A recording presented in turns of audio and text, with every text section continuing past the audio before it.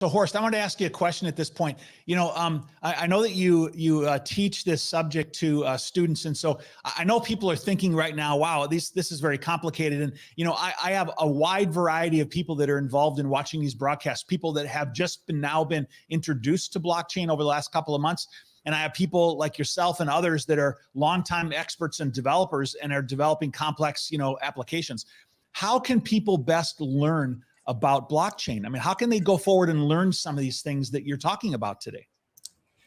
Yeah, if you don't have a background in computer science, you can still be an end user. And in one of your broadcasts, you gave a tutorial, or gave a tutorial on how to buy NFTs. By the way, I also did some NFTs for a children's hospital here in Austria, and I also have an NFT tutorial online. So if somebody wants to buy an NFT and make a donation to a hospital, and all the proceeds go to the hospital, I don't get anything, the university doesn't get anything, then you can find my video on YouTube or send me an email. And that's the best way to get started. If you're in marketing, if you have never used blockchain before, if you don't know how to code, it doesn't matter.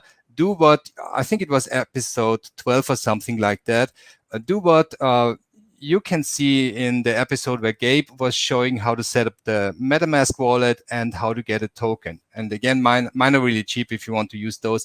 And then you get an understanding of what can be done.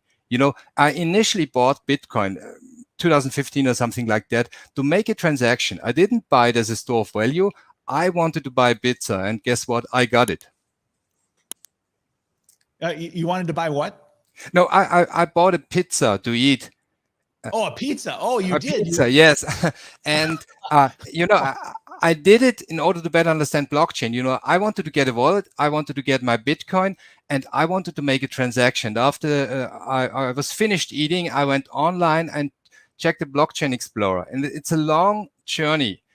You need to spend quite a lot of time in order to better understand what blockchain can do for you, but you need to do it hands-on. If you only see PowerPoint slides and people are telling you blockchain can do this, blockchain can do that, you're getting dizzy. It's really so hard to understand. Yeah, I really agree with you. We have to do it hands-on because, listen, I've been involved in blockchain for, about 5 years now, much less than what you are, have been. And only the last maybe 2 years looking at cryptocurrency in more detail. And last night, Gabe and I were working on a few complex problems, and he had to explain some things to me because I couldn't figure out how to solve the problem and how to move some cryptocurrency from one place to another across a chain. And I didn't know which bridge to use. And, and so it can be complicated and difficult. And I couldn't agree with you more. You need to just get in and get involved and do hands-on, because that's the very best way that we can understand these things without question. Yeah. Definitely. And it's totally inspirational.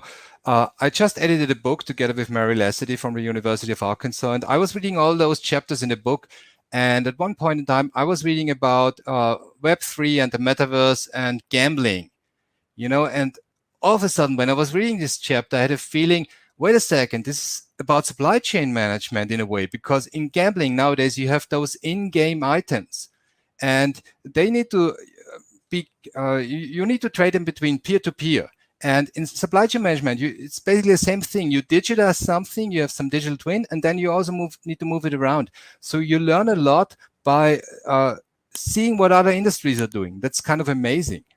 Yeah, let's not promote gambling to be able to learn blockchain, though.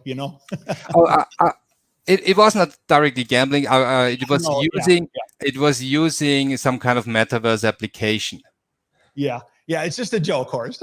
Yeah, but it's the same thing what you're doing with your NFTs. You're transferring value, and this is what makes it confusing for people. Are you talking now about a donation for a children's hospital, or buying some aviator peeps, or playing a game? It's all the same. It's a transfer of value. How can we accomplish that?